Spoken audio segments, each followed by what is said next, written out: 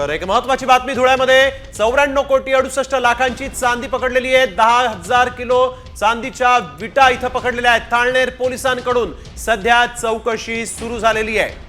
दरम्यान एचडीएफसी बँकेची चांदी असल्याची सध्याची माहिती मिळते। धुळ्यामधली ही मोठी कारवाई म्हणावी लागेल। निवडणुकीच्या पार्श्वभूमीवर, आचारसंहितेच्या पार्श्वभूमीवर या वेगवान कारवाईच्या घडामोडी घडत आहेत।